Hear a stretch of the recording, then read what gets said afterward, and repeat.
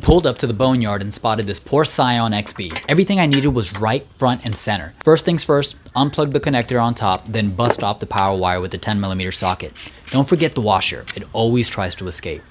Drop down low, hit the 14mm mounting bolts. Top one smooth, bottom one a little crusty, but nothing a long extension and a little leverage couldn't handle. Looks like someone already relieved the belt tension. Bless them.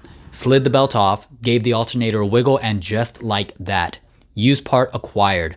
One alternator straight from the yard in under a minute of footage. Not bad for a first-person rescue mission. Back home, I did things by the book. Disconnected the battery before touching anything.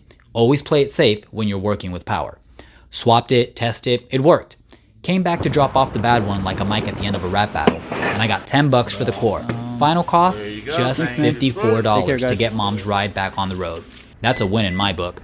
If you're not afraid to get dirty, the salvage yard is full of gold. Like, sub, and keep it locked in.